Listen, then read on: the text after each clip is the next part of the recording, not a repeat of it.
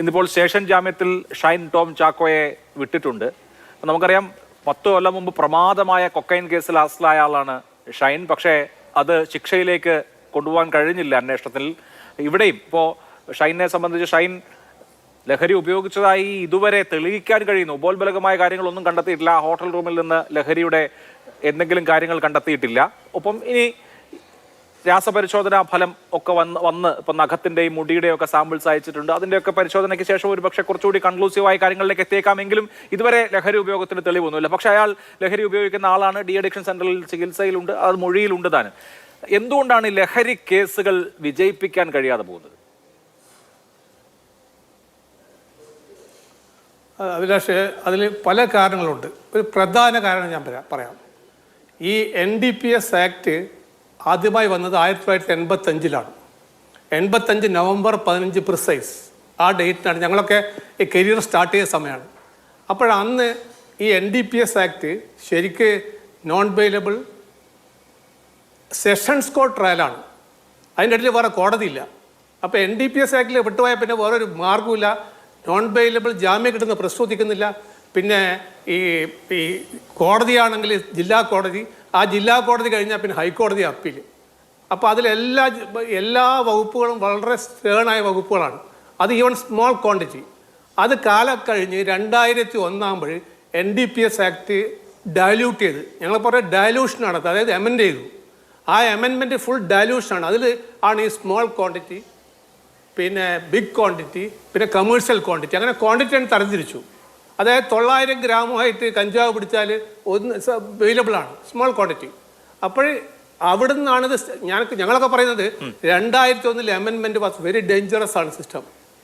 അതിനുശേഷമാണ് ഈ drug cartel ഇങ്ങനെ ഇന്ത്യയിൽ മുഴുക്കി വ്യാപിച്ചത്. അതിപ്പോൾ കേരളത്തിലാണെങ്കിൽ കംപ്ലീറ്റ് ടേക്ക് ഓവർ കഴിഞ്ഞു. അത് ഇറ്റ്സ് എ വെരി ഡേഞ്ചറസ് ആയ മെനേഴ്സാണ് ഇപ്പോൾ. അത് നമ്മൾ വിചാരിക്കുന്ന മാറ്റമൊന്നുമല്ല. കാരണം നമ്മളെ സർക്കാരും എല്ലാ ഏജൻസികളും പോലീസും എക്സൈസും എല്ലാം വളരെ കഴിഞ്ഞ 1.5 മാസമായിട്ട് ഭയങ്കര ഒരു വാറാണ്. എന്നിട്ടും ഇതുപോലെയുള്ള താരങ്ങൾ ഈ ഡ്രഗ്സിനും ഈ മയക്കുമരുന്നിനും അല്ലെങ്കിൽ ഈ MDMA-ക്കൊക്കെ വേണ്ടിയിട്ട് ഇപ്പോഴും വളരെ ആക്റ്റീവായിട്ട് പാർട്ടി നടത്തുന്നു, അല്ലെ ആക്റ്റീവായിട്ട് പോകുന്നു. അപ്പം നമ്മുടെ ഈ നടപടികളൊന്നും ശരിക്ക് എഫക്റ്റീവ് ആകുന്നില്ല. അപ്പോൾ നമുക്കതിൻ്റെ സോഴ്സ് പിടിക്കാൻ പറ്റുന്നില്ല.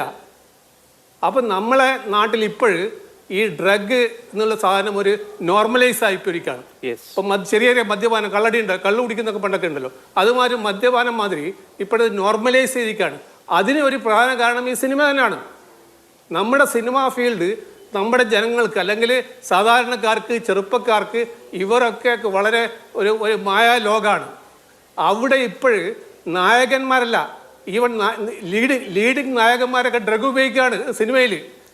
ഓരോ കഥാപാത്രം വരുമ്പോൾ ആ കഥാപാത്രത്തെ ഡ്രഗ് ഉപയോഗിച്ച് കഴിഞ്ഞാൽ അവർക്ക് അങ്ങനെ പല കാര്യങ്ങളും ചെയ്യാൻ പറ്റുന്നുള്ള ഒരു ഫീലിംഗ് ഉണ്ടാക്കുകയാണ്. അപ്പം നമ്മുടെ ചെറുപ്പക്കാരുടെ ആരാധനാമൂർത്തിയായ പല താരങ്ങളും ഈ ഡ്രഗ്സിന് തന്നെ ഒരു പ്രൊപ്പഗണ്ട ചെയ്യുകയാണ്. ഇതൊക്കെ നമുക്ക് എവിടെ എത്തിയിരിക്കുന്നു. കൂടാതെ ഇപ്പോൾ നമ്മുടെ ഇൻവെസ്റ്റിഗേഷൻ ഏജൻസി അല്ലെങ്കിൽ പോലീസ്, എക്സൈസ് ഇതിൻ്റെ സോഴ്സ് കണ്ടുപിടിക്കുന്നില്ല. ഒരു കേസ് റിപ്പോർട്ടായ ഞാൻ നിങ്ങൾക്ക് ഹ്യൂഗൻ ക്രൈ ബാങ്ക് ചർച്ച നടത്തുന്നു, അങ്ങനെ പലതും നടത്തുന്നു. അവസാനം എന്താവുന്നു? 10 കൊല്ലം കഴിഞ്ഞിട്ടാകുമ്പോൾ അതേ കേസ് വിട്ടുപോകുന്നു. അപ്പോൾ ഇതൊരു പ്രോപ്പറായിട്ട് ഫോളോ അപ്പ് ആക്ഷൻ ഇല്ല.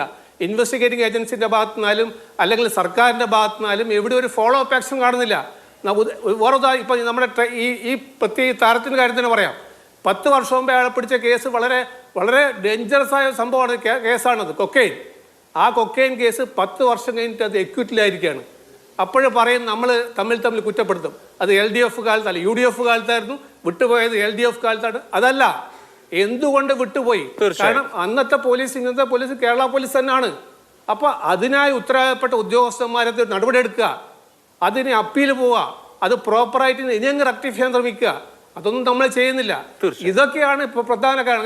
അങ്ങനെ ഒരുപാട് കാരണങ്ങളുണ്ട്. സമൂഹം ആശങ്കയിലാണ്. ഈ ഡ്രഗ് മാഫിയ ഇങ്ങനെ സമൂഹത്തിൽ പിടിമുറുക്കുന്നത് ആശങ്കാജനകമാണ്.